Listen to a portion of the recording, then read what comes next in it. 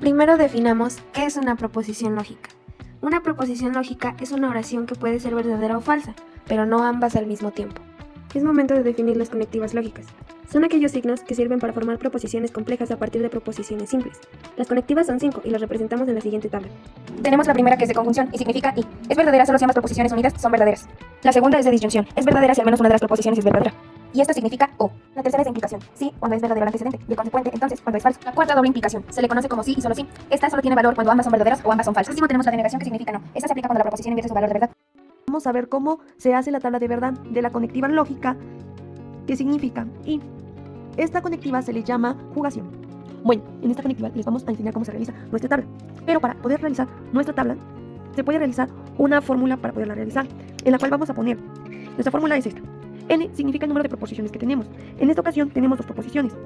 Bueno, pues entonces son 2 proposiciones, en la cual 2 por 2 son 4. Entonces, el resultado de 4 es el número de columnas que tenemos. 1, 2, 3 y 4.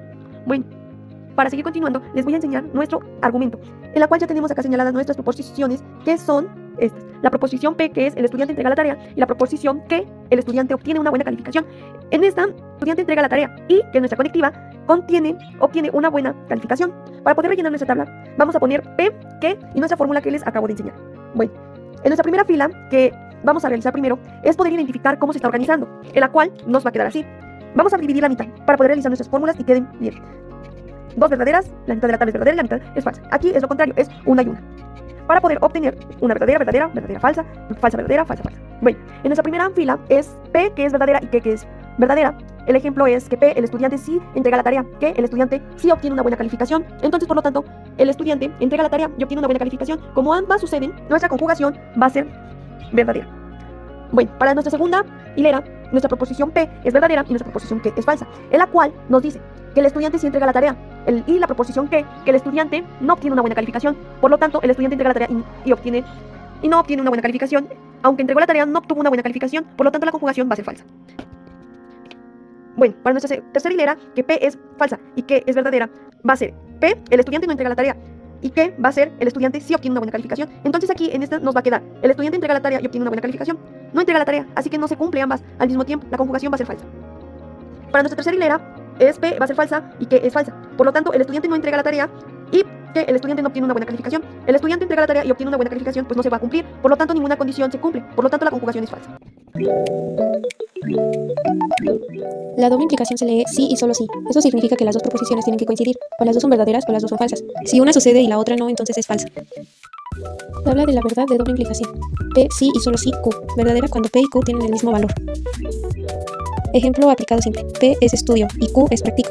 P y solo si Q significa que estudiaría si practico y practicaría si estudio. Verdadera cuando estudio y practico, verdadero, verdadero, no estudio y no practico, falso, falso. ¿Cómo es que se hace la tabla de la conectiva de negación? Que en este caso significa no.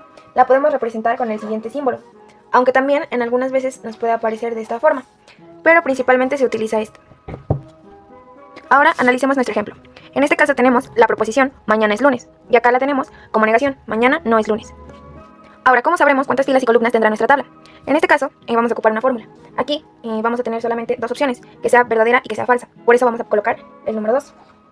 Y vamos a multiplicarlo por el número de proposiciones. En este caso solamente tenemos la proposición P, que es mañana es lunes. ¿Por qué solamente tenemos una? Porque aquí no está compuesta. Un ejemplo de la compuesta es cuando utilizamos y. En este caso, como solamente tenemos P, pues vamos a colocar 1. Entonces 2 por 1 es igual a 2. En este caso aquí ya tenemos la tabla y acá vamos a colocar P, que es la proposición, y en negación, que sería el símbolo, y P. Como dijimos anteriormente, solamente tenemos 2 opciones, que sea verdadero o que sea falso. Por eso vamos a colocar aquí verdadero y falso. Entonces analicemos nuestro ejemplo, el que teníamos. Dice, mañana es lunes, que es la proposición. La proposición, aquí está, mañana es lunes, y nos dice que es verdadero. Es verdadero que mañana es lunes, pero en la forma negativa nos dice mañana no es lunes, pero en la inicial dice mañana es lunes. ¿Qué quiere decir? Que entonces es falso.